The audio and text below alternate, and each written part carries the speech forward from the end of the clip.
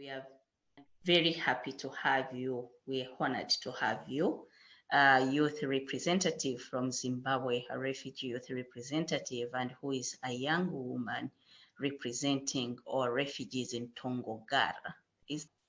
When did you arrive to Zimbabwe? Do you remember when did you arrive to Zimbabwe? We arrived in Zimbabwe in 2003. And you were at what age? 1 year. Actually. 1 year. Wow. Okay. Yeah, let's start from there because we want to learn more. We want to know more about your experience and the journey from Rwanda to Zimbabwe, becoming a refugee, becoming a youth leader. So can you please try to tell us your story from the day one, from Rwanda, fled to Rwanda to Zimbabwe, up to now, where you are?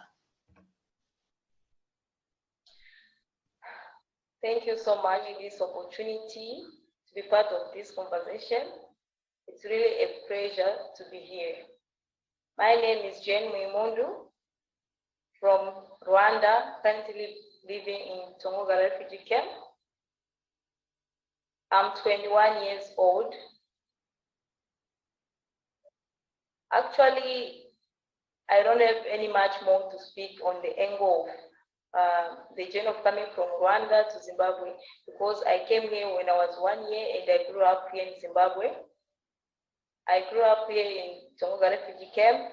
I started my primary school. I finished my secondary, but unfortunately, I couldn't manage to finish my A-level studies because of lack of finance in our family. We are a family size 8, 4 girls, 2 boys, and both parents are living with them. So after finishing my secondary level, I was heartbroken, but then I took one decision which was very important and which really changed my life and which made who I am today. So when I failed to pursue my studies for A-level, I decided to join a committee which is there to represent on behalf of youth in the camp in 2020. When I joined that group, I really learned more about public speaking, debate sessions. In 2020, when the COVID was all around the world, so I was a peer educator educating my community on the restriction of COVID-19, or the restriction of wearing masks, social distance, wash your hands, which was really a good performance, like which I started. That was my first volunteer, which I volunteered in this community. So after that, I became a facilitator, a project which was implemented by UNHCR Zimbabwe, engagement through accountable practice. I was a facilitator in 2 groups, men's group, women's group, adolescent groups. I was on the girl side. We were facilitating on gender-based violence. So that was the most amazing experience of standing on so many, the large population group of people, and starting there and facilitating to them on gender-based violence the whole 2 years. It was 2020 to 2021 project. After done with that, I joined a group which they deal with sexual and reproductive health rights in 2021. We sensitize the community on hygiene. We deal with girls, both boys, the importance of education.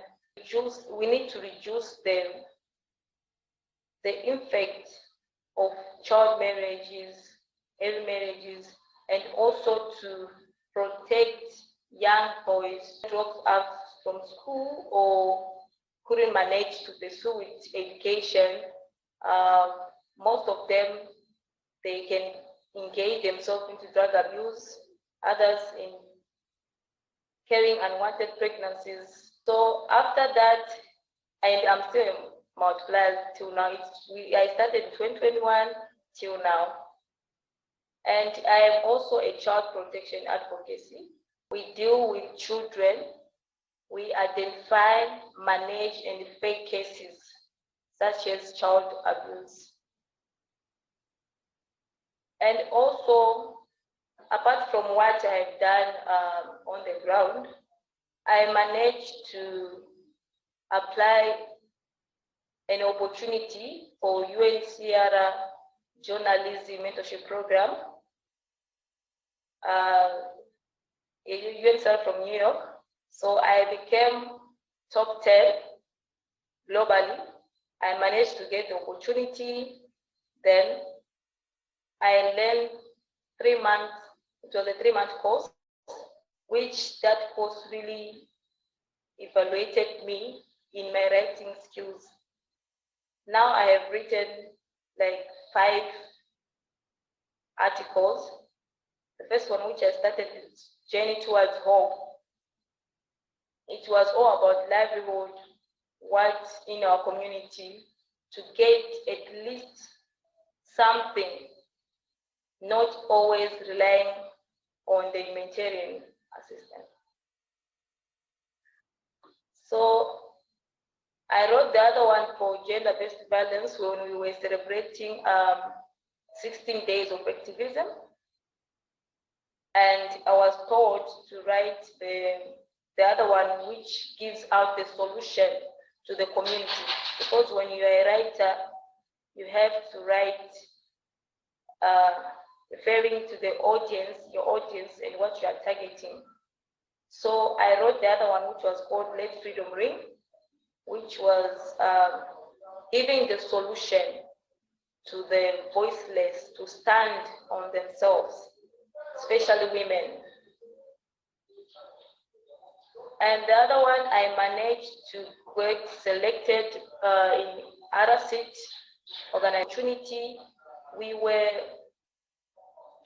educated about the refugee meaningful participation, how refugee can participate at the global level, because we need to speak on ourselves, because we are the one who knows the experience, the whole experience, and what we are facing, and we are the one who can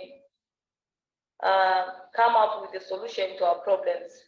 So that was what we were learning from this course. And currently I am the project assistant manager, a project which is done by its own with youth-led organizations, a youth-led organization here in the camp. We really sensitize the community, especially targeting children,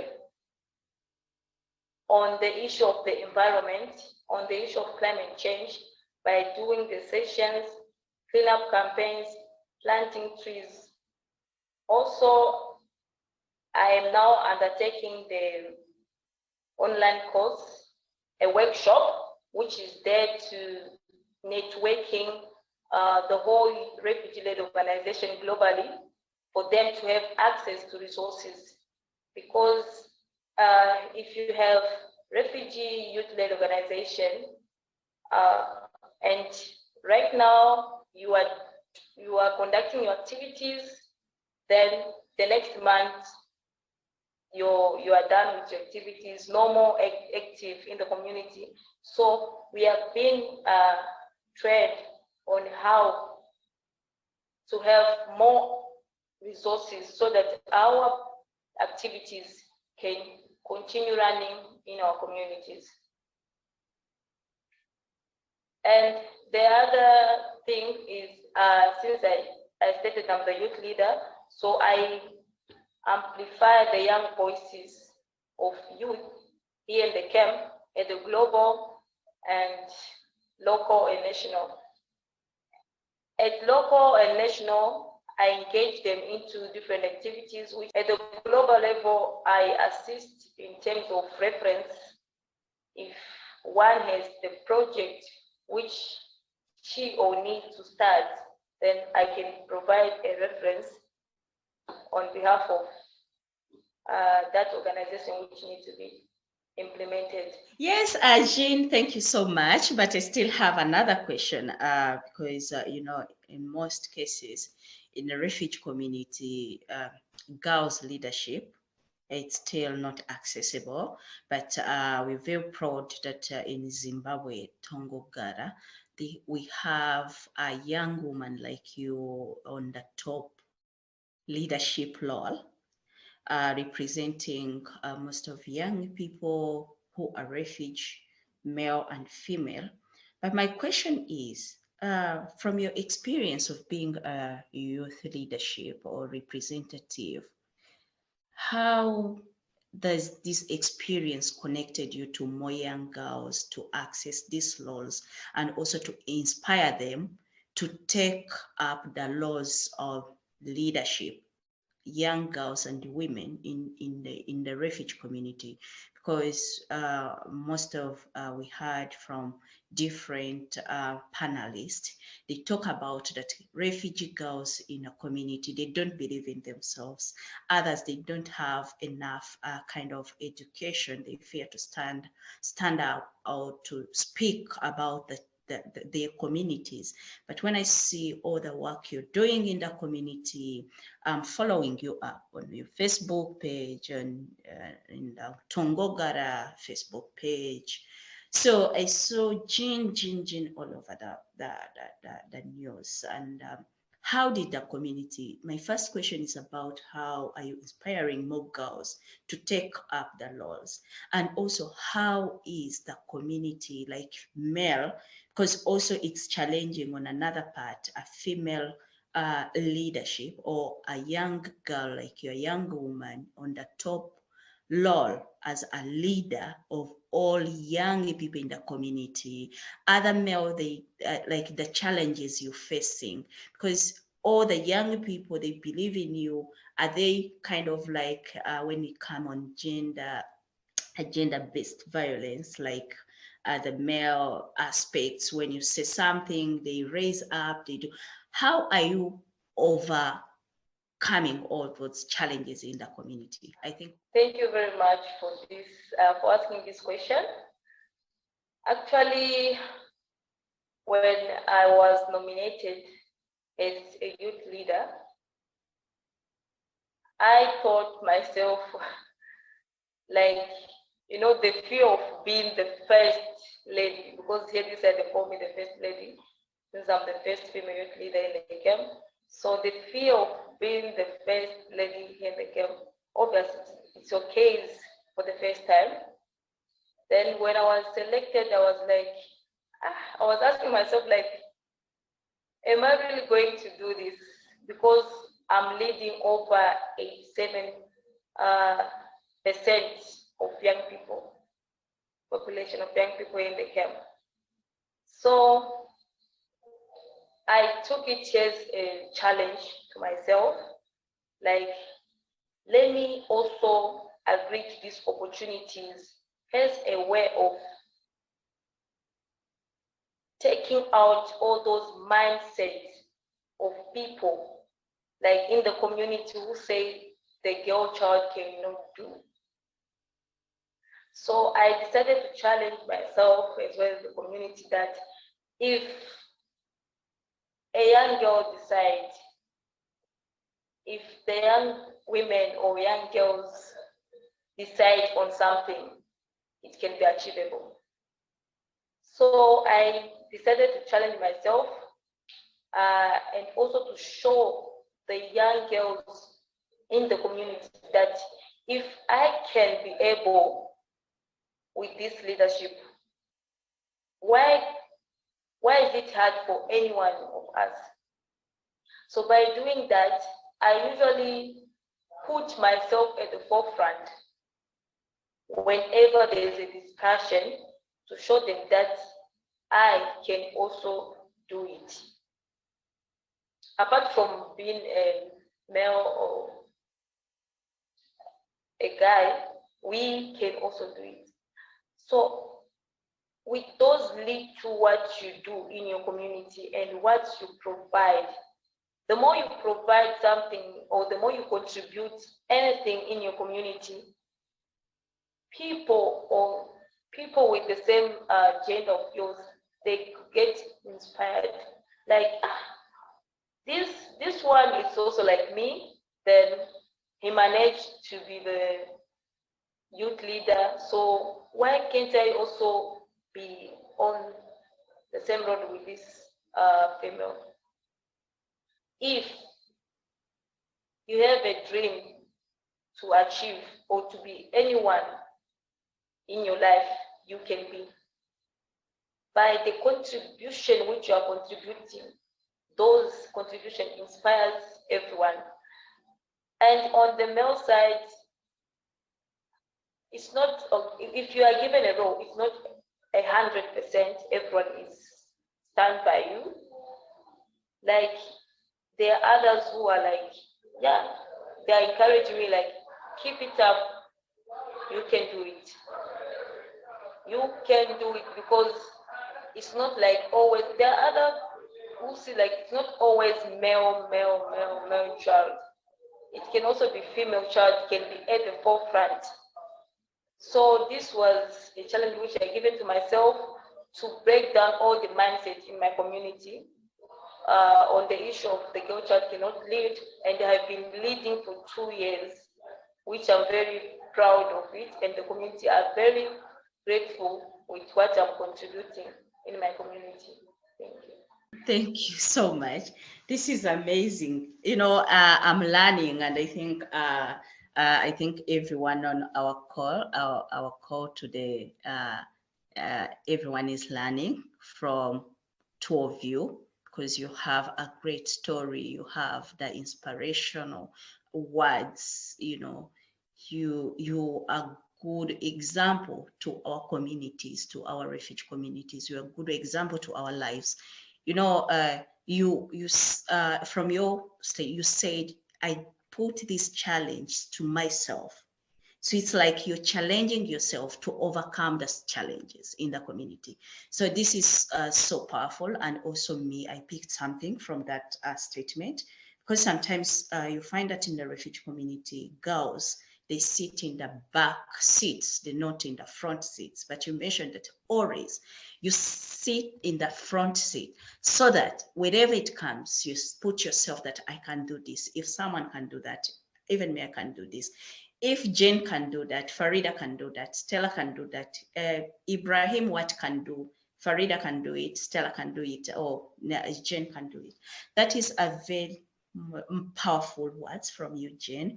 But also I have another question, in your community, when it comes to women leadership, because you mentioned that you were the first refugee young lady who have been elected to have that law.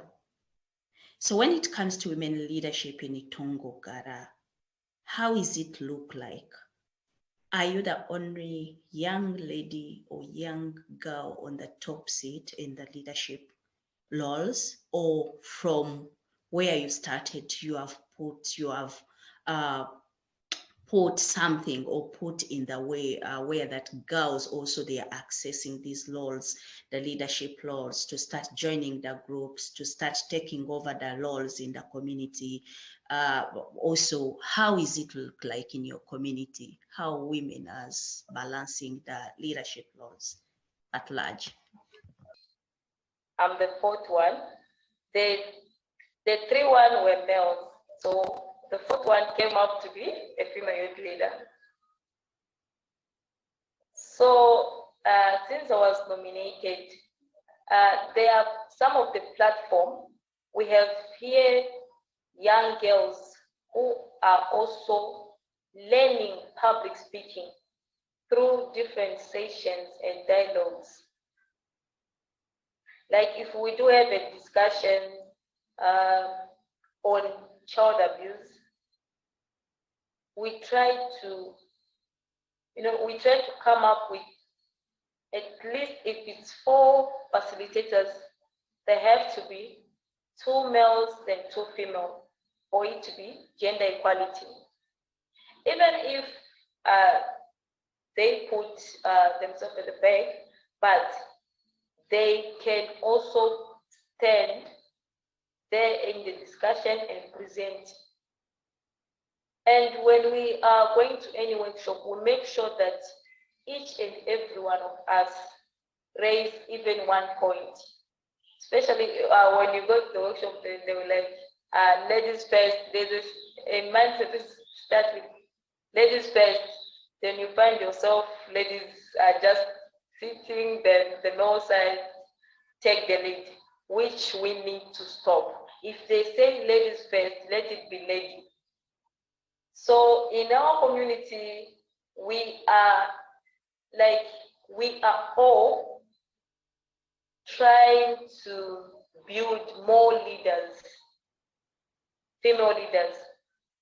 I don't need a sense of, if I'm done with my leadership, or if I get the opportunity of going to overseas or anyway, then the men take the lead. Then they'll be like, only Jeanette can do this. No, I need, if I go,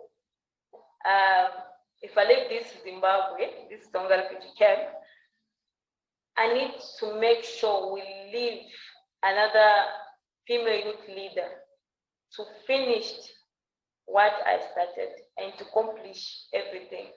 We cannot go back because, as I mentioned before, there were 3 leaders before me, which were male. So we have to also work hard to transform young people to be leaders, as I am. Women legacy.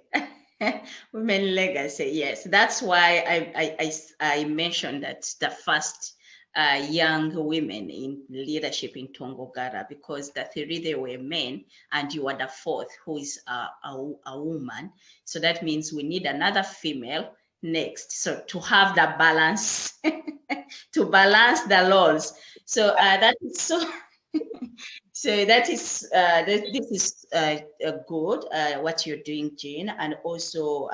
But Jeanne, you mentioned that you didn't finish your O level. Are you planning to go back to school or something else which is in your mind? What do you think if you get a scholarship, like something like that, and how it looks like to have a scholarship in the refugee in Tongogara?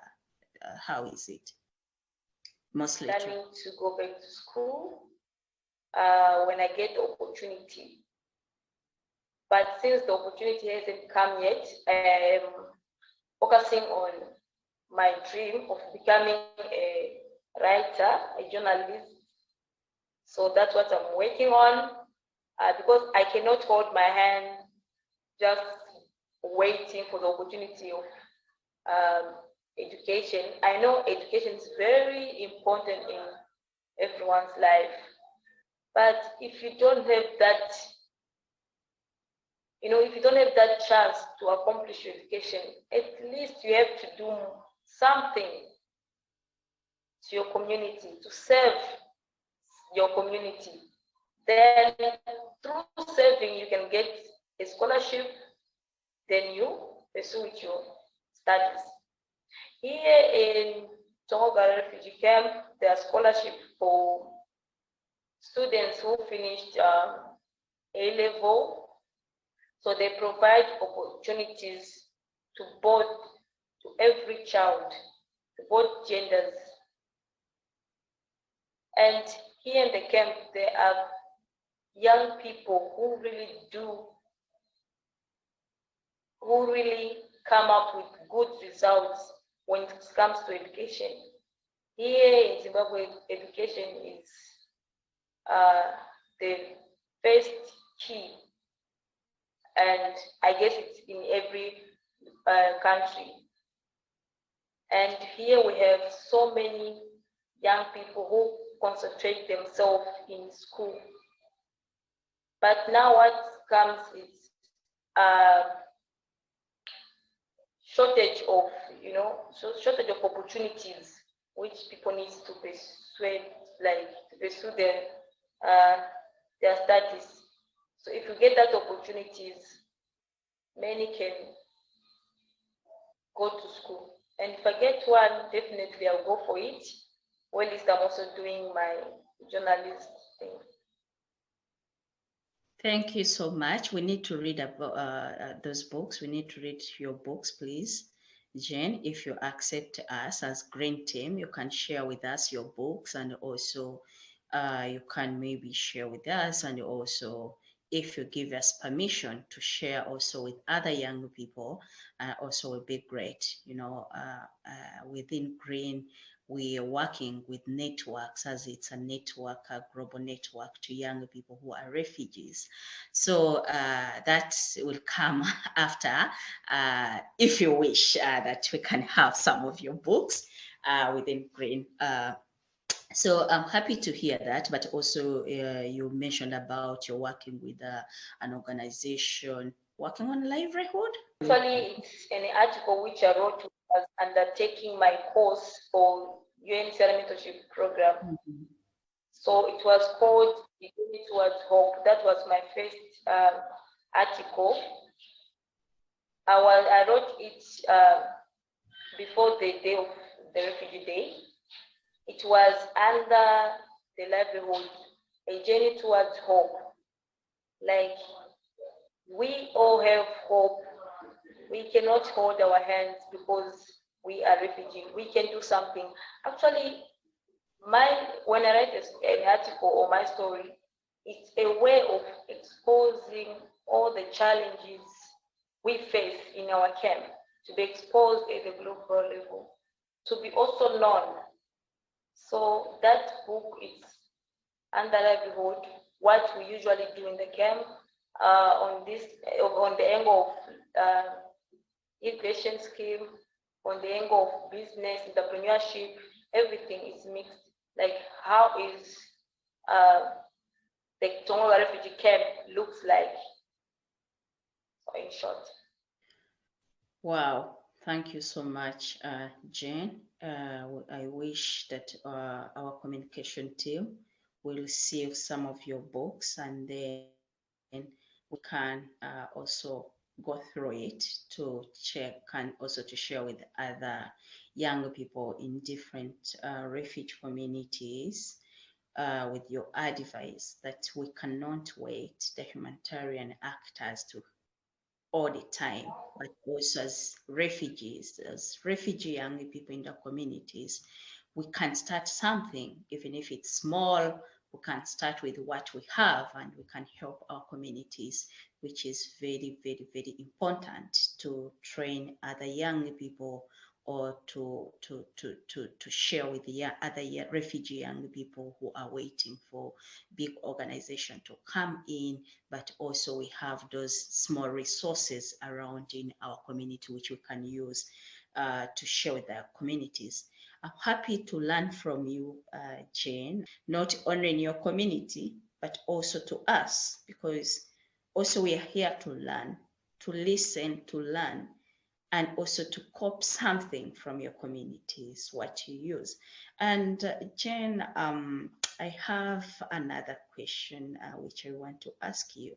If you had like the overall power to do anything you wished to improve the status of the refugee women and girls in your community, what would you do?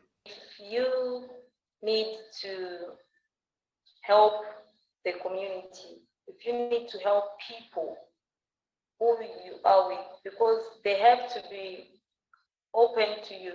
So first of all, I will carry out a survey on 2 or 3 people, like what would they like, what you need to implement in your community. It's something which you need to implement and to give to those people. So if you implement that thing on your own, like, okay, As for me, I will be due on the angle of livelihood or on the angle of education. When those people have the other opposite side on themselves, then that what you need to implement, it won't be sustainable. It won't be sustainable. So we all have to do the survey to 3 or 4 people, different nationality, hear from them, since the project which you need to implement or the assistance which you need to provide, it's for them and not yours. It's for the community at large. So if we hear from them, then we implement, then that, because it's their ideas, so they'll be like, okay, these people, they value us and we can do this. We won't let this person down because this person approached us and hear from us. So if we hear from those people, then we implement. I think that project or anything or any service you need to provide them, it will be sustainable. Thank you, Jeanne. That is a very important, also you raised a very important issue, open conversation to those whom you're going to help, to give them a chance to choose for themselves. You help them to design together and then to till to the implementation. It's very important to our communities to give a chance to the community to decide for themselves, not to decide by us because we're in the laws of leadership and then we decide for the 100 of young people or girls and women. So thank you, Jeanne. And this is my last question when we are wrapping up our live talk show.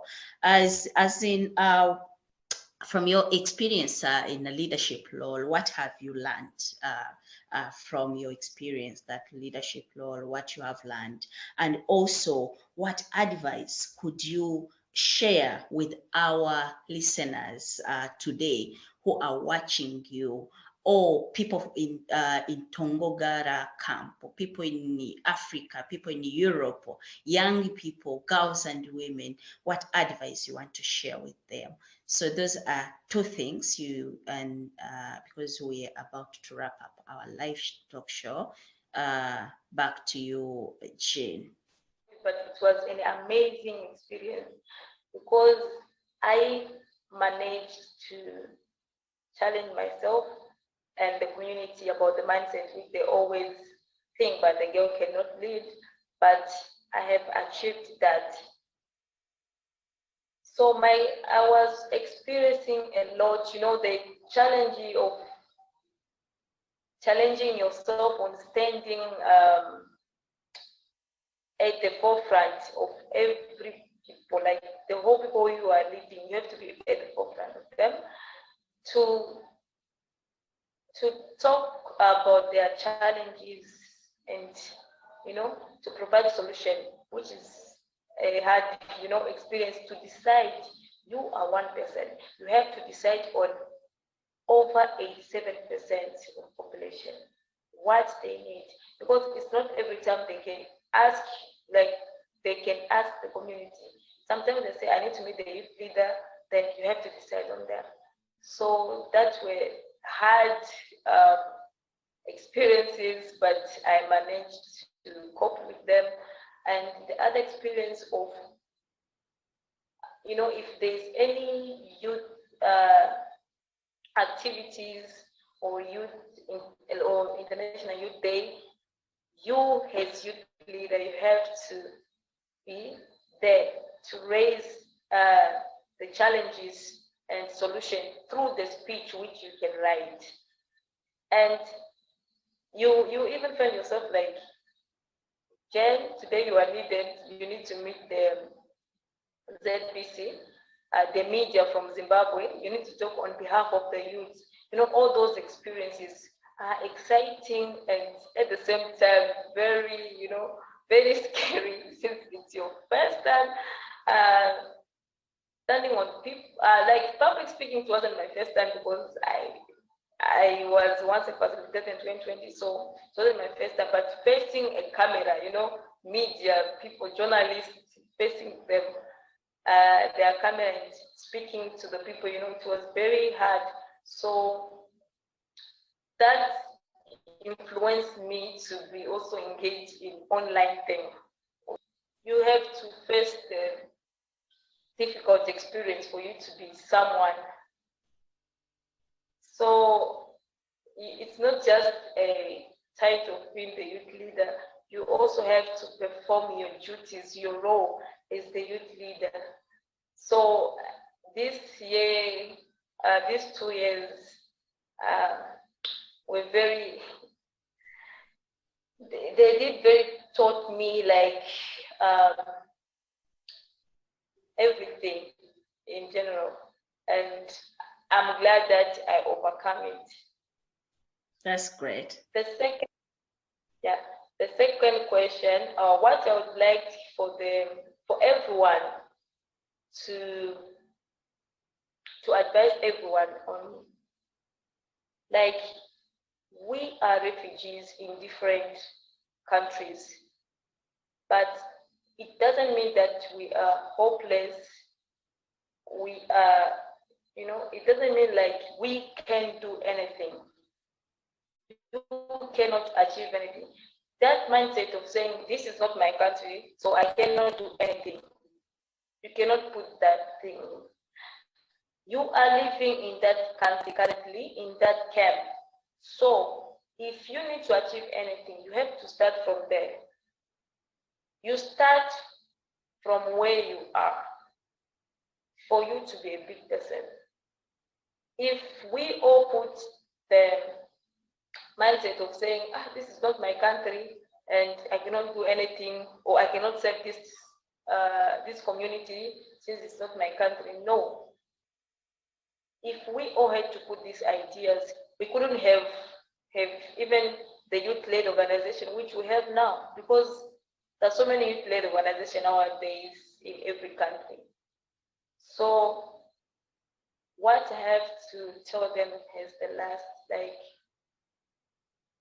we all have to never give up on our dreams because of the situation we are in right now. Never give up until you live the life of your dream, until you live in your dream, what you want to be.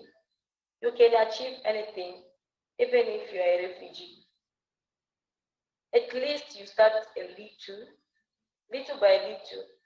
Then you get support from different organizations, you get support from globally, as long as you expose yourself through social media. Because nowadays I can see social media is the best platform to expose yourself and your work so that you can be known and recognized, other than doing your work on the ground and then not publishing it, not, you have to sell yourself on what they lead to, which you are contributing in your community, and you never know where you can end up be one day. Thank you so much. Wow, I don't know which kind of words I can use to appreciate you, the young leaders who are refugees, because your experience, it's very powerful. And also all of you, the work you're doing is very great in your communities, and continue to do the great work you're doing in your communities. I know that it's not easy from one side to another, but whenever we keep on pushing, advocating, I believe that things will change in time, and in time we can sit on the table as young women leadership, invited at the global level to sit on the table to share our challenges, our experiences, our impact stories, and also to take back to bridge the gaps in our communities, which already you have started doing. So I'm so grateful, and I appreciate the communication team. In fact, from your, according to your stories, this opened my eyes that it's very important always to listen. The best way how we can forge our future from different people. When we hear more stories and different stories, inspired us. There is something you and Stella mentioned which inspired me.